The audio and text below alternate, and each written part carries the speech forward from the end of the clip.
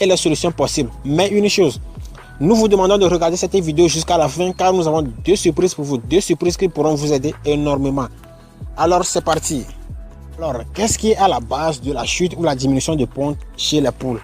Le premier élément, c'est la fin du cycle de ponte.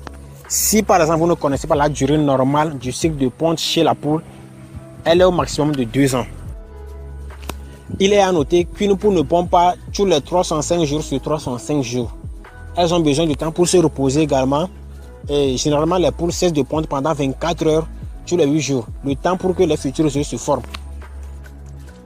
Donc voilà, s'il y a une diminution de ponte dans votre élevage, vous devez vérifier est-ce que les poules sont arrivées à la fin du cycle ou bien il y a un autre problème. Et le deuxième point, ce n'est que la suite du premier point, donc c'est la vieillesse. Oui. Donc si vous avez ce problème de diminution dans votre élevage, veuillez vous assurer que c'est la vieillesse ou bien c'est la fin du cycle. Donc c'est ça le deuxième point et nous allons voir. Le troisième point, c'est la race. Vous devez connaître le type que vous élevez. Il y a des poules élevées pour les œufs, la chair et puis des poules de race locale. Donc vous devez connaître ce que vous élevez. Ça c'est une parenthèse. Donc vous devez connaître la race, chaque race avec ses qualités et ses spécificités. Donc on l'avait mentionné dans une précédente vidéo, les races et les plus productives. Donc on avait parlé de ça. Donc je vais vous référer à la précédente vidéo que nous avons publiée. Donc cela vous donnera plus d'informations sur les races, les meilleures races, tout cela. Et nous allons voir en quatrième point l'alimentation. Les poules ont une carence, donc la ponte ça va diminuer ou bien ça va s'arrêter totalement. Donc l'alimentation c'est à ne pas négliger. Tous les éleveurs avisés savent de quoi on parle, donc c'est très important. Et sachez aussi que les poules doivent avoir à leur disposition une bonne eau, une eau de meilleure qualité et fraîche également. Et nous poursuivons cette vidéo avec le cinquième point et en rappel. Et sachez que dans cette vidéo, nous parlons des problèmes et des points sur lesquels il faut jouer pour pouvoir améliorer le taux de ponte chez la volaille, chez les poules essentiellement. Donc, en cinquième point, nous allons voir la luminosité. La luminosité, oui, la lumière. Les poules ont fortement besoin de lumière pour pouvoir pondre correctement. Donc, chaque poule qui doit pondre, elle a besoin de 15 heures de lumière par jour. Oui, 15 heures de lumière par jour. Et sachez aussi que la ponte, généralement, ça diminue chez les poules pendant le froid. Oui, quand nous traversons des saisons froides, donc la ponte ça diminue. Donc, il ne faut pas s'inquiéter. Donc, c'est quelque chose qui est naturel. Ça diminue. Donc, c'est pour cela qu'il est recommandé que durant ces saisons, vous devez vous retourner vers la lumière artificielle. Oui, pour pouvoir augmenter la température au sein du cheptel. Donc, c'est ça. Sinon, ça diminue généralement dans les saisons froides. La ponte, ça diminue. C'est naturel chez les poules. Donc, vous devez appliquer de la lumière artificielle à votre élevage pour que les poules continuent à pondre correctement. En sixième point, nous allons parler de la mue. Oui, et on dit souvent aussi la mue annuelle. Donc c'est une période à laquelle les poules perdent leur plumage. Oui, elles perdent leur plumage pour pouvoir en produire d'autres.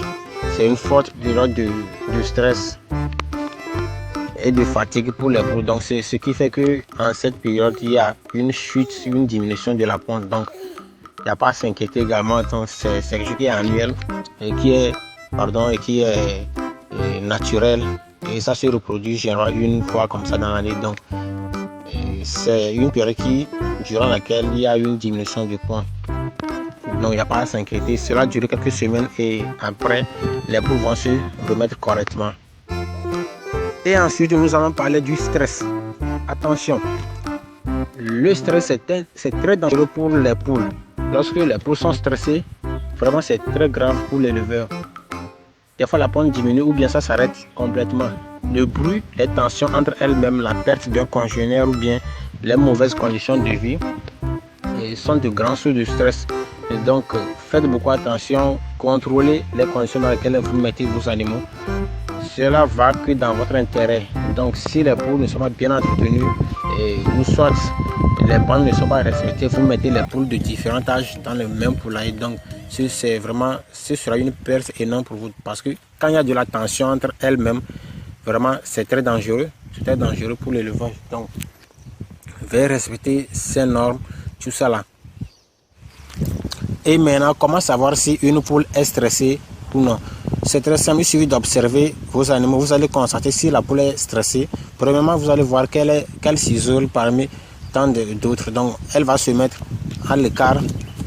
Et des fois, même le stress cause la diarrhée. Ce n'est pas forcément la maladie, mais le stress cause aussi la diarrhée dû au manque de s'alimenter correctement. Quand il y a la domination des autres, c'est difficile pour certains de s'alimenter.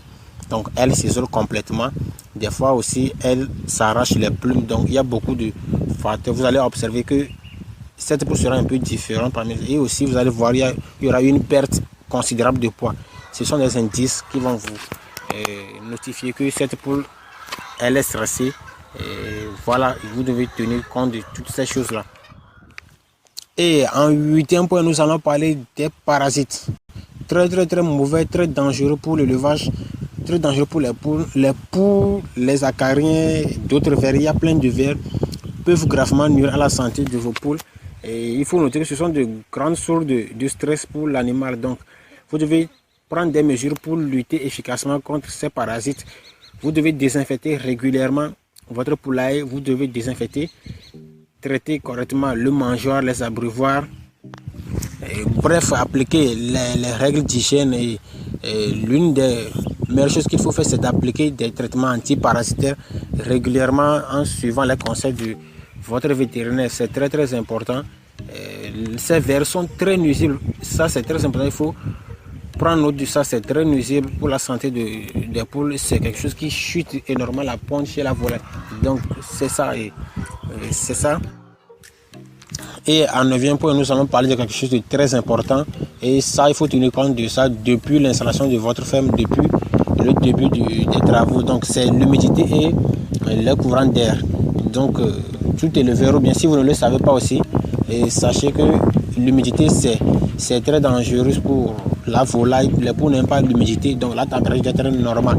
Donc, ne partez pas installer votre ferme, ou bien votre poulailler sur un site ou dans des endroits marécageux, ou bien dans des régions où il y a énormément du froid, bien dans les bas-fonds où l'eau stagne, où l'eau ne finit jamais. Donc, vous devez installer votre ferme dans une zone convenable en vous référant aux techniciens et aux personnes expérimentées. Donc, c'est ça. Et les courants d'air, c'est quoi? Les courants sont des masses d'air frais et qui passent sans cesse au cas où votre poulailler n'est pas bien orienté. Donc, ce sont des choses qu'il faut respecter.